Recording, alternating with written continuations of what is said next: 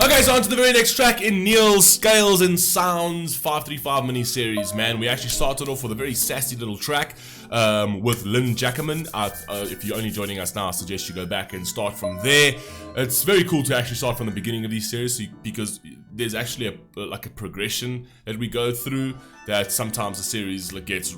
either it's hot all the way through or it progresses through and it just gets hotter and stuff like that. It's very cool. Anyway, this is Ben Monteith. Never heard of this artist, another new artist to the channel, and it's called Second Chances, man. Let's see what we got. Ben Monteith, Second Chances. Let's go.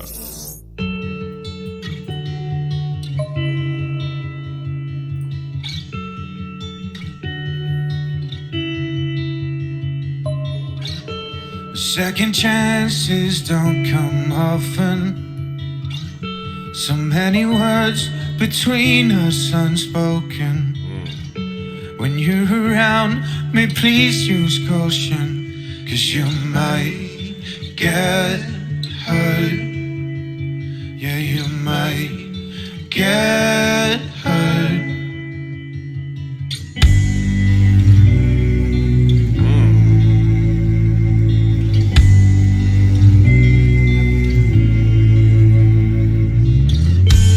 Tongue is lethal, to be honest. It opens wounds but has no conscience. So heed my words and run for cover, 'cause you might. It opens wounds but it has no conscience. So it's like a don't mind hurting people. Essentially, it's like I know that I'm cutting you, I know that I'm making you bleed, and I feel nothing for it. That's mad. Wounds but has no conscience. So heed my words and run for cover, 'cause you might get hurt. Yeah, you might get hurt. I don't wanna break you down anymore. And watching your tears fall to the floor.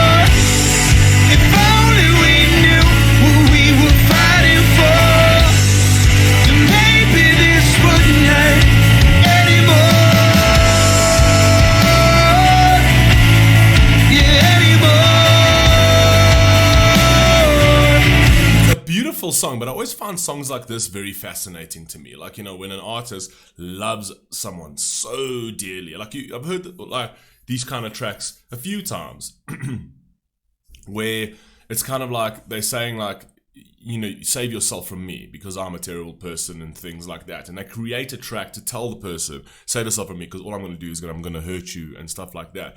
But they love the person so much that it almost feels like you're creating a track in terms of telling a person stay away from me, because even though I love you so much, like I can't change myself. It's like I'm not willing to change myself to you know, in order to not hurt you. So for me, it's like it always fascinates me when people write from this perspective, because it feels like it comes from an insecurity space. It comes from a space of like sort of I don't know, like victimization. They want to victimize themselves, and they want to say it's almost like it's disingenuous to a certain degree, because it's kind of like feel sorry for me because I'm warning you, stay away from me. It's almost like it's telling the other partner who you are hurting to feel sorry for me because I'm just a terrible person, and I realize that I'm you know, save yourself from me, as opposed to being like, you know, I will do anything to change my actions because I love you so much. Essentially, it almost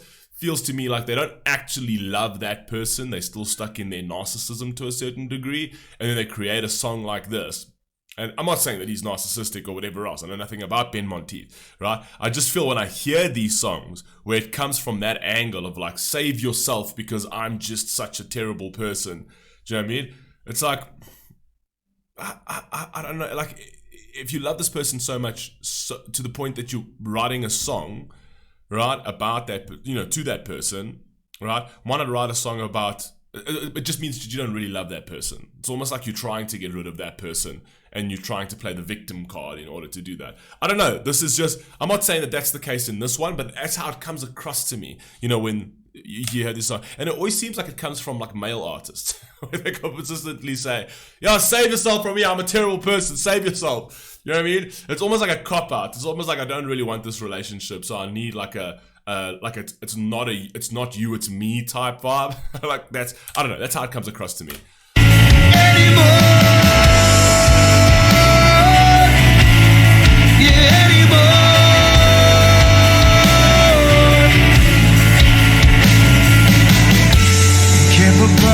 Of love, maybe so. Prove somehow my foolish words, 'cause I know that it's time for you to let go, 'cause you might get hurt. Yeah, you might get hurt. Yeah, so almost like it feels like he's telling her to actually make that decision. I think it's time for you to let go. You should make that decision. Do you know what I mean? I think it's time for you to let go. I'm gonna just lay it all out and say I'm terrible, but you action that. It's time for you to let go instead of saying it's time for me to let you go. You know what I mean? It's almost like, and it always feels like it doesn't come from like that they are actioning it themselves, where it says, "Listen, I'm gonna drop you," and it's like I don't understand the idea.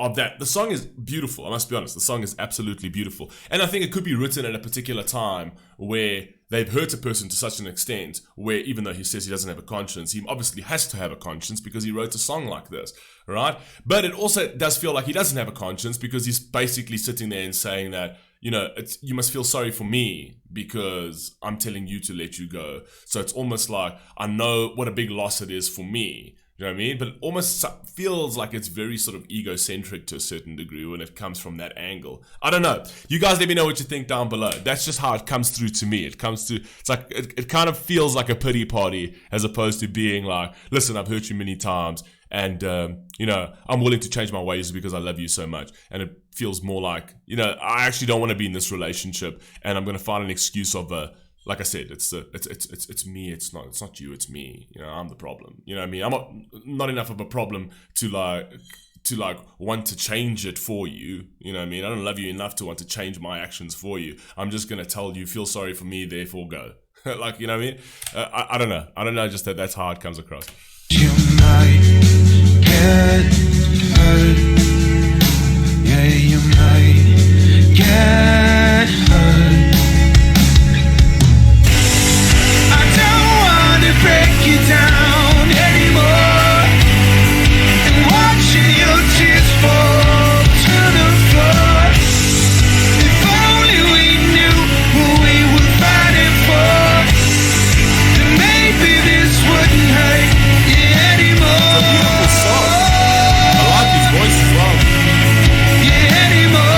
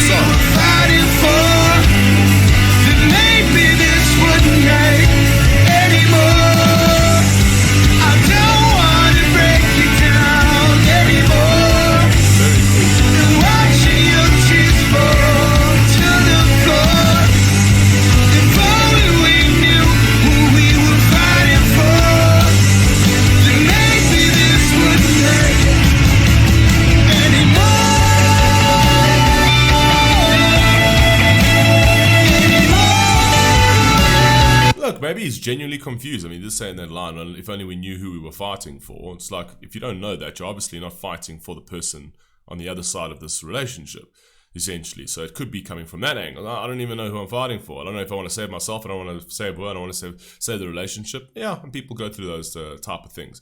Do you know what I mean? But yeah, just from that perspective, these songs do fascinate me. It fascinates me when people create songs like this because it feels like it just feels like they're not really very invested in the actual relationship. Because I'll tell you one thing: when a man fucking loves a woman, but like to the depths of his soul, all right, and he's gotten to a point where he's about to lose that person, he will do fucking anything to keep her, like anything to keep her.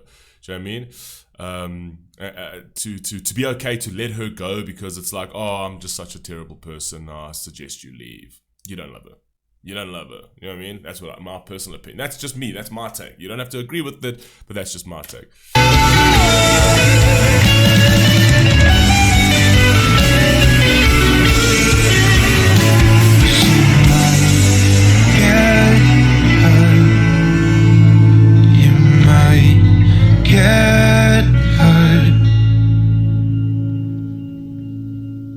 And you might get hurt.